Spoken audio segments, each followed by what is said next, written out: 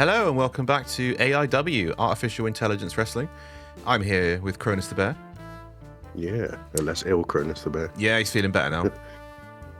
Doesn't quite sound as underwater as he did last time.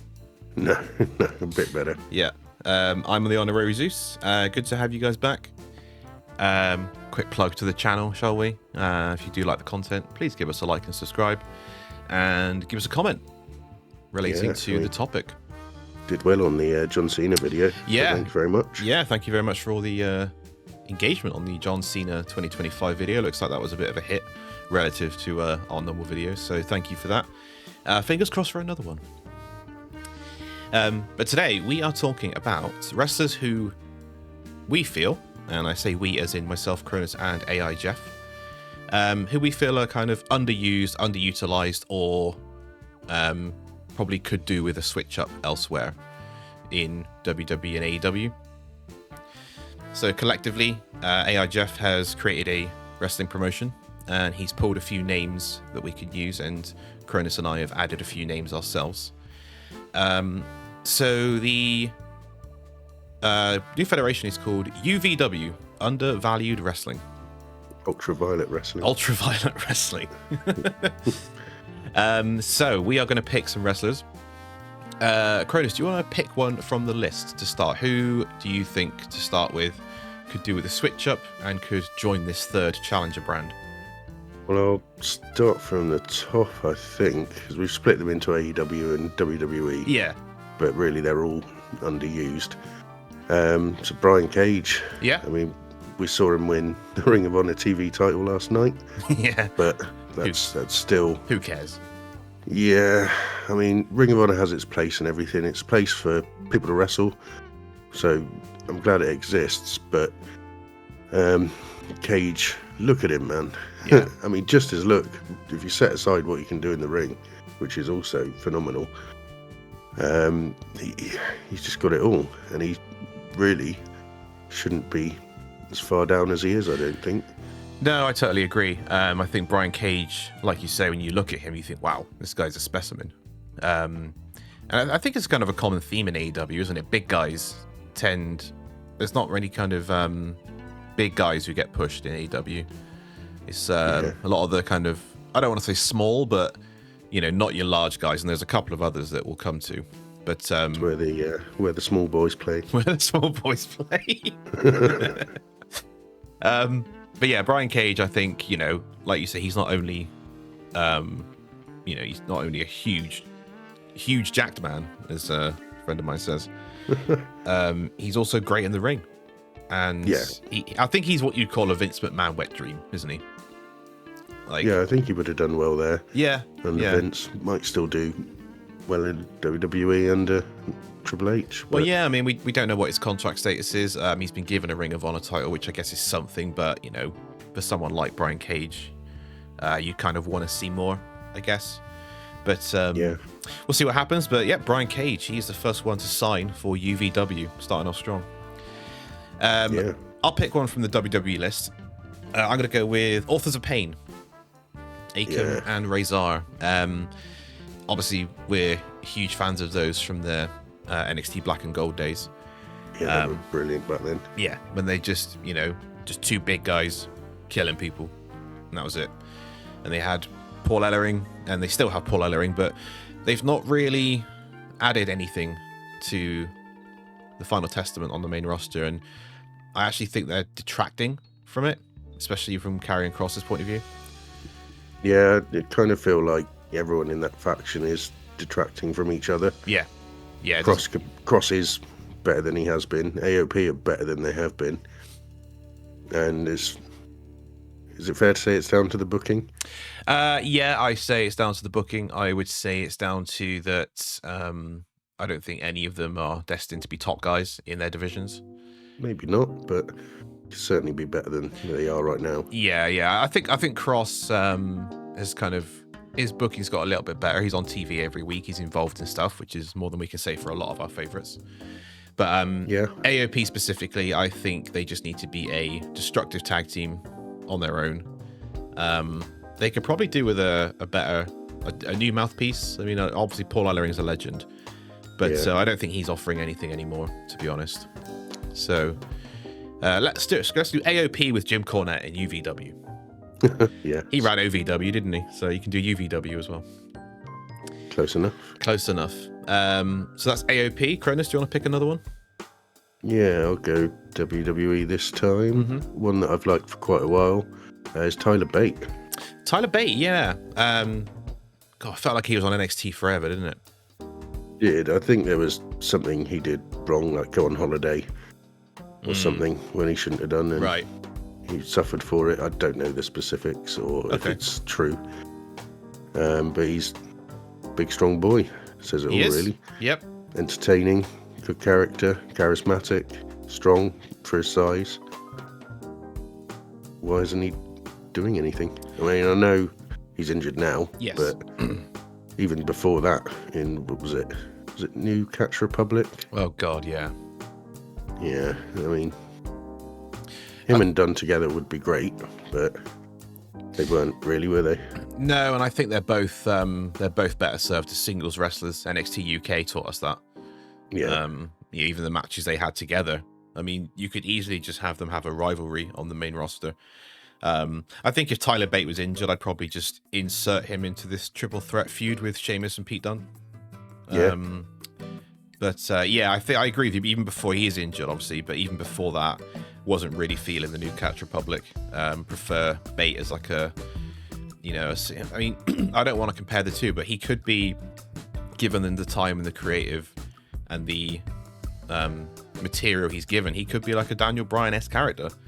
A small guy, underdog babyface, really good at what he does. He could really get people behind him. Not to the level of Bryan Danielson, because I don't think anyone's going to do that ever again. Can be difficult to top. Yeah, but that sort of mold of babyface he could be, because he's not a big guy, but he's still really good. And I think that's the reason people got behind Bryan Danielson / Daniel Bryan in 2014.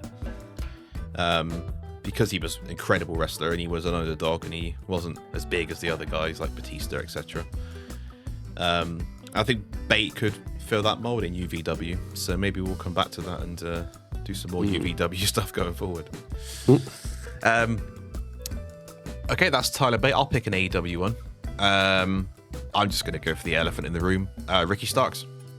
Yeah, get out of the way early. Yeah, obviously Ricky Starks is currently camped outside WWE headquarters waiting for his contract to run out, so but we can try and grab him to UVW before that happens.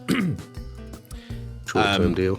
Yeah, short-term deal, yeah, to bridge the gap. Yeah.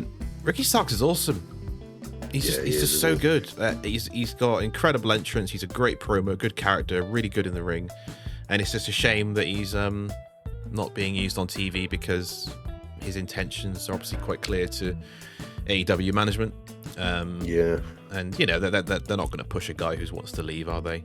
It doesn't make much sense booking wise, but I mean, he should be on TV. Yeah, regardless, he could be involved in great stories and just put people over. There's nothing wrong with that, is there? Maybe he doesn't want to do that. If he's going to WWE, it might lower his stock, maybe. Yeah, I guess it's a toss-up of what lowers your stock more. I guess it depends how you job, isn't it? If you just get squashed, then fair enough. Yeah. But if you have like good stories and you have long feuds and long matches and you lose, then there's nothing wrong with that. But yeah, I think Ricky Starks is a no-brainer. I think he'll be a solid mid-carder in UVW, mid-card champion, I think, to start with. But yeah, that's Ricky Starks. I think speaks for itself. Who have you got next? I'm going to go with an AEW lady, which is one I quite like. I don't know if it's underused as such. Probably more sort of up and coming. Yeah. Queen Aminata. Yep. Yeah, Queen Aminata. I think she's very, very good. Great look. She's starting to talk a bit more now, which is also good. Yeah. But kind of being used as like the butt of some feuds, I think. Yeah, and at time of recording, Wrestle Dream was last night, and we saw her have a quick interaction with Mercedes, and then the match is made for Dynamite, and we know how that's going to go. Yeah. So I do think she's very good. I don't know what plans AEW have for her, but I think with how stacked the top of the card is in the women's division, I think Queen Amanata's a good pick because I don't see her getting a big push for a long time. No. Unfortunately. But that's just what happens when you have a stacked division. When you've got Mercedes, you've got Mariah, Toni Storm, Willow Nightingale, Chris Statlander at the top of the card. Obviously Thunder Rosa at some point, maybe Britt Baker, we don't know. But someone like Queen Amanata, like you say at the moment, she is being used as fodder, I guess. Yeah. And as I say, I don't know how long she's been doing it, but in terms of AEW, she's still fairly green. Yeah. So I don't know what to expect, but I would like to see more. UVW to the rescue. Yeah. So that's Queen Amanata. I'm going to pick, I'll pick a lady as well. I'm going to go with Candice LeRae. Shout. Speed champion. Oh, God, tell me about it. I don't know what's worse, the fact she's speed champion or the fact she beat Io Sky. Yeah, that was a weird one. But no, Candice LeRae, I think, has been probably one of the most underutilized women in this entire list because I think she's a very good wrestler. And it's just not happening, is it? She's not even on TV anymore. No, and same could be said of who was it? The other lady in the way, Indy Hartwell. Yeah, they both sort of fallen off a bit. Yeah, they had that little story, didn't they, where they were kind of slowly having Candice corrupt Indy into turning heel, and they just kind of stopped appearing on TV. Yeah, enough of that. Well, granted, it wasn't very interesting. I don't think it was executed very well. No. But I think Candice LeRae is a great talent. I'd love to see her get some shine. So, yeah, it's pretty simple, this one. Just get Candice LeRae some more TV time. So when UVW gets our new TV deal from Warner Brothers Discovery, $600 million, we'll get Candice LeRae on TV for you. On it. Who's next?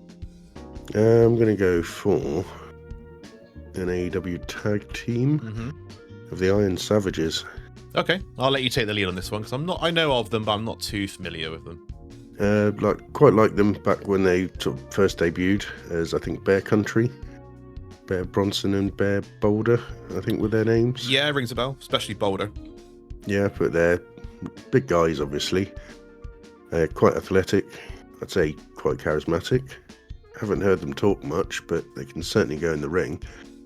And given, we've spoken at length about the tag divisions in both, they're really just being jobbed, like most of the people on these lists. Well, yeah, I think when it comes to tag teams, we could take every tag team from each company and just put them somewhere else, couldn't we? Yeah, Start again. I suppose, but it was tough to pick who. Yeah. My initial thought was maybe the Outrunners, but they're slowly getting a push. Yeah, but I think the Outrunners are getting over, and I think there are plans for the Outrunners. So yeah, I agree. I was going to pick them, but I thought no, there actually are signs that they are getting where they need to be. Yeah, I just think they could do with more. I don't know if they've had any tag title shots. I think they might have had some trios title shots, but the less said about that, the better. Yeah. Yeah, we didn't talk about trios titles on this channel, pal. No. But yeah, Iron Savages, good shout. Nice to get some tag teams. I'll pick a tag team as well, actually. No, we've already got AOP, haven't we? I'll pick another tag team. I don't know whether this is because I think they're underused, but I think they can probably still add something, whether it's just putting people over. It's the Good Brothers. Carl Anderson and Luke Gallows. I know they're very, very happy with their schedule. They're fair play to them. They're getting paid. They've had a long career. And they show up on NXT every now and then. But I think they always have something to offer in the ring, and I think they'd be really good at putting like young teams over because they're at that stage of their careers. Established hands. Yeah, know the business. Obviously, they can offer stuff backstage as well, potentially. And who doesn't want some Good Brothers hanging around? Exactly.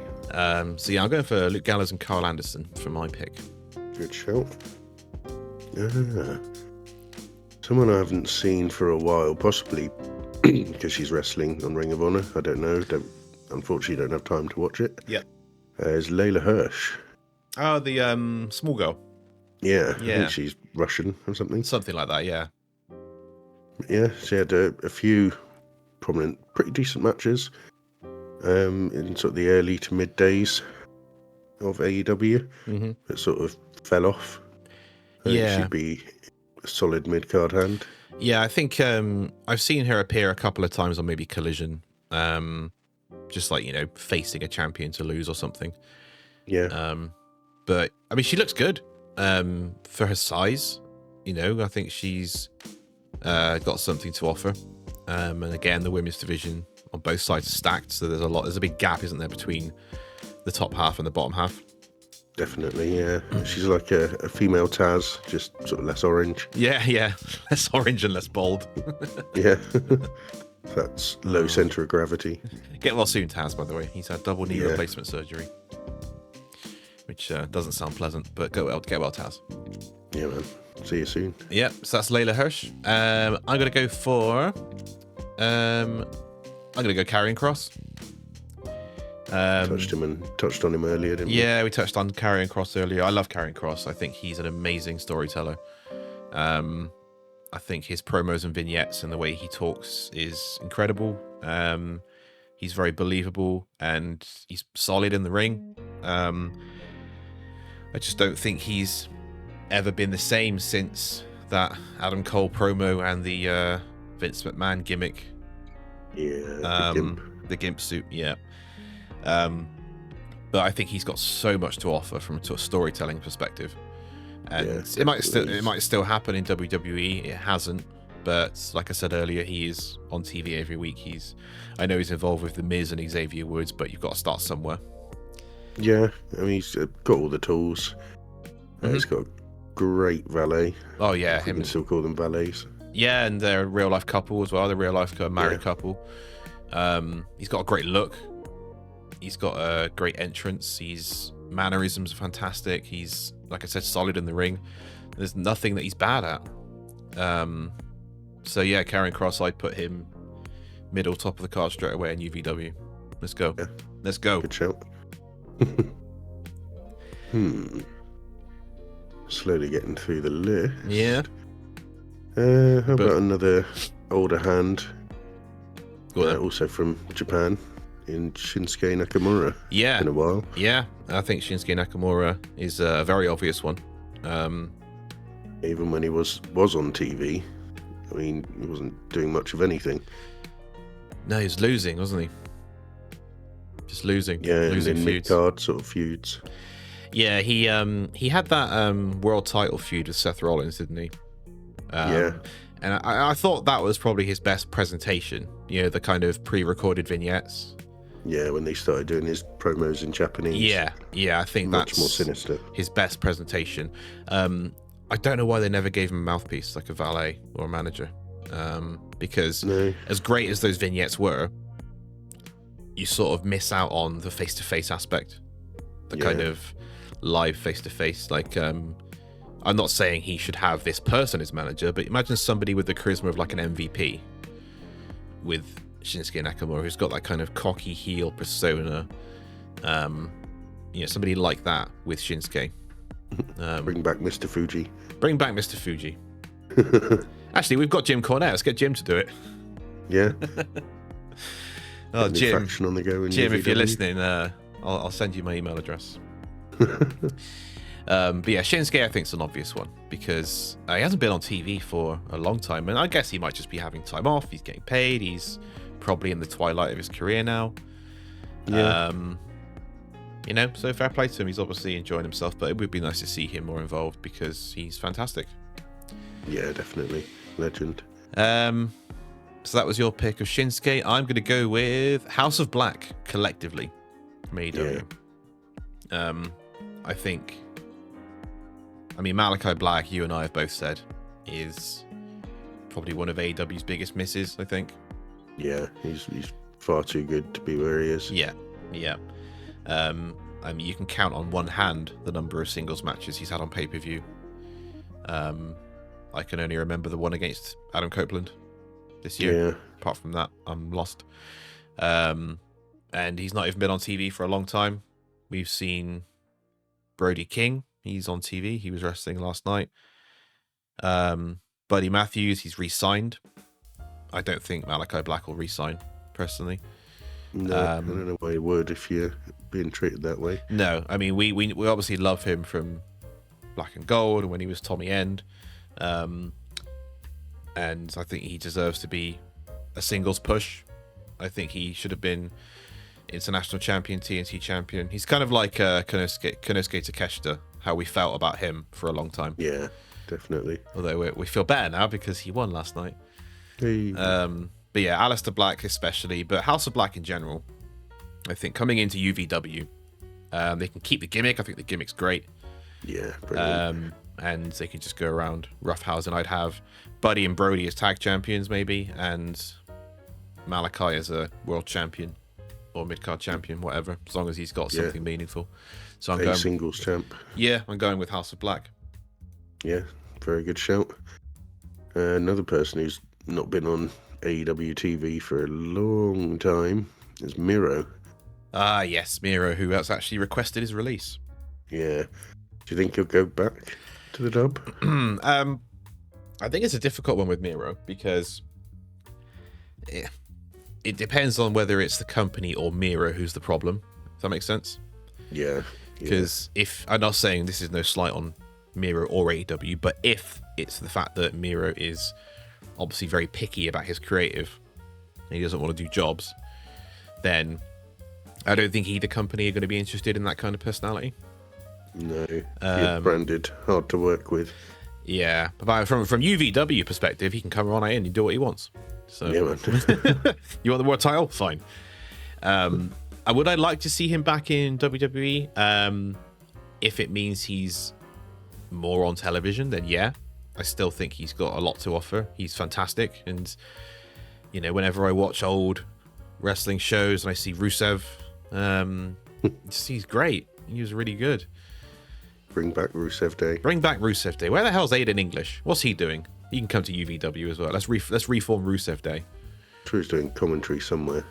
Yeah, he's great, Aiden. I'm surprised he's not on this list. But yeah, Miro, absolutely good shout because, you know, I mean, I don't think there's been any news on whether his release has been granted or not. I assume it hasn't.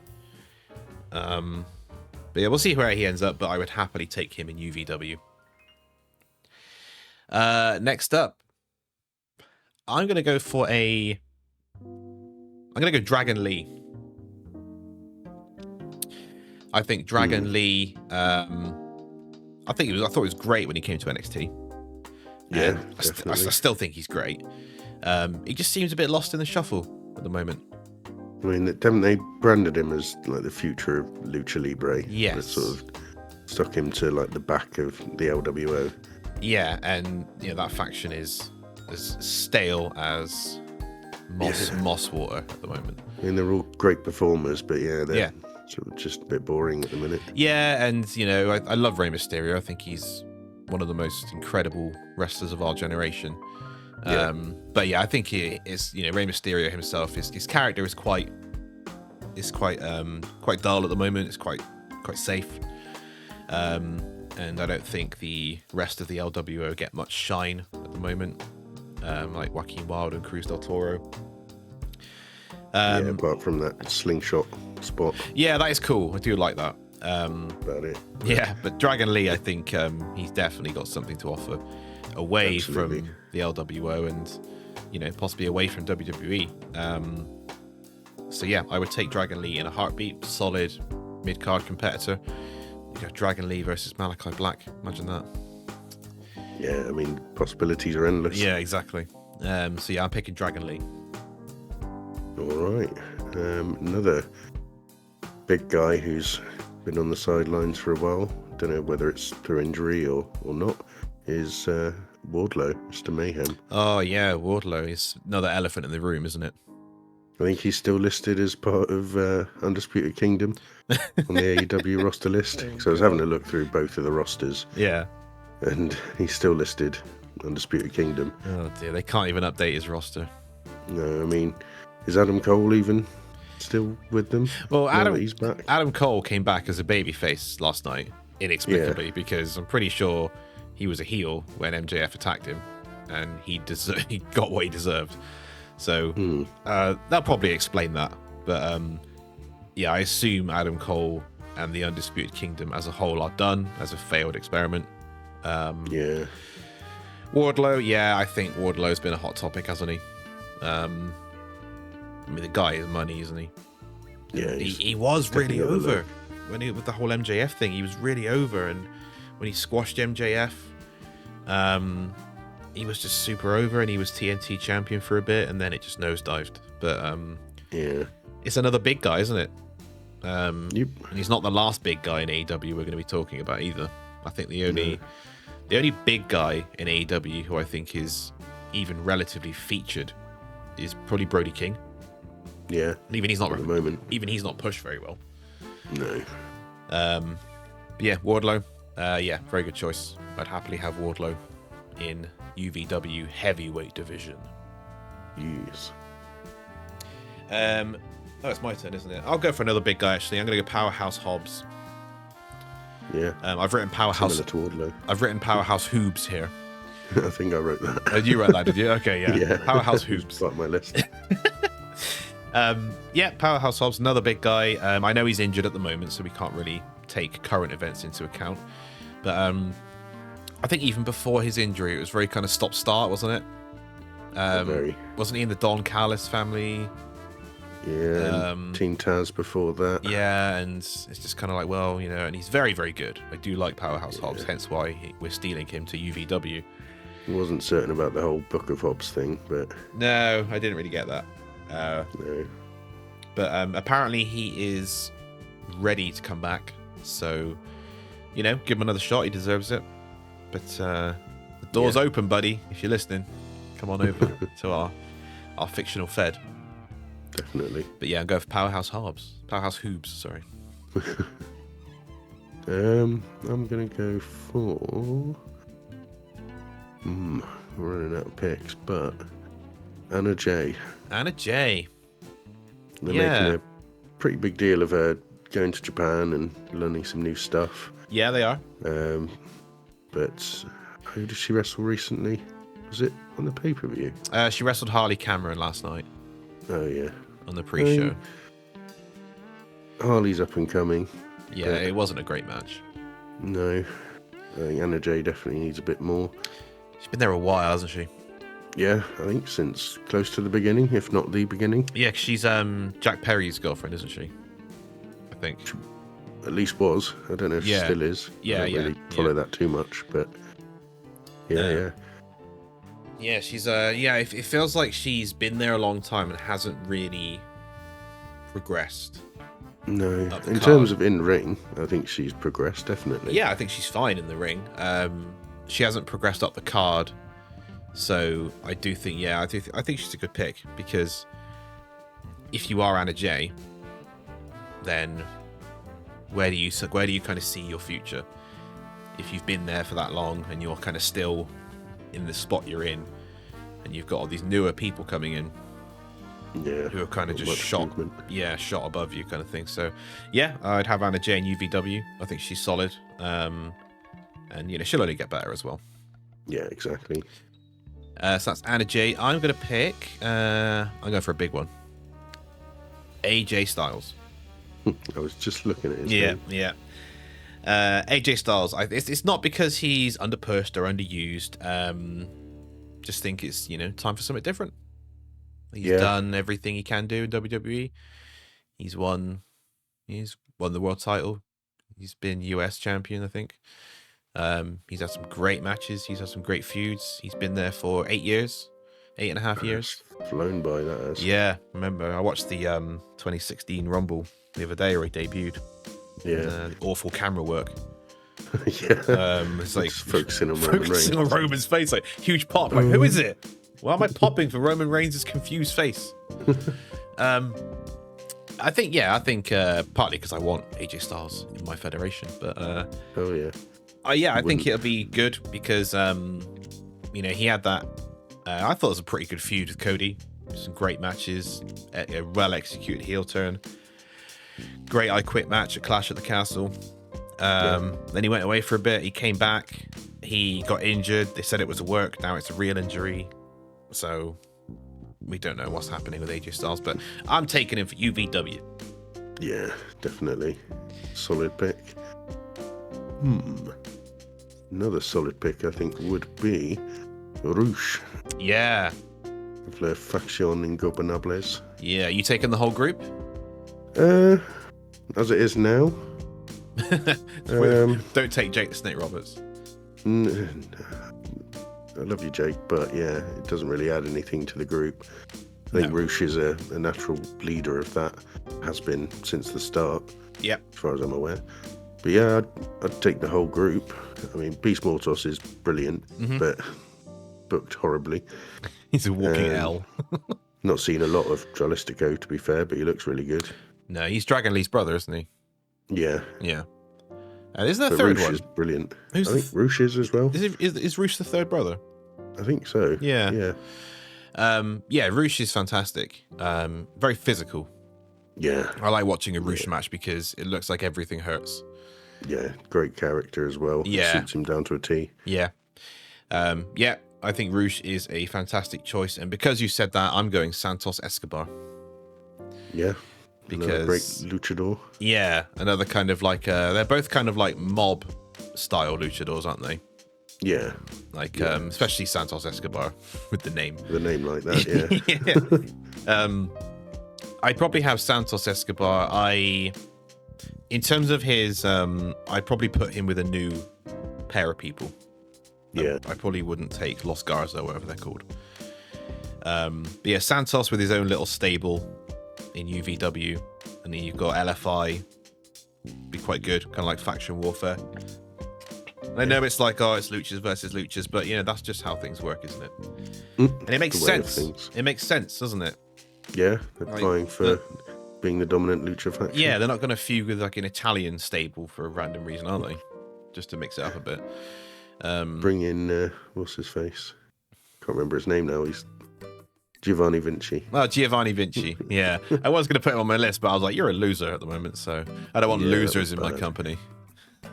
Yeah. Anyone who gets squashed twice by Apollo Crews is not welcome in UVW. That's not gone well. No, and he hasn't been seen since. So much for that long-term booking. Another repackage. So yeah, I'm going Santos. Should we do one more each? Yeah, sounds good. If that's the case, then I'm gonna make it a good one. Yeah.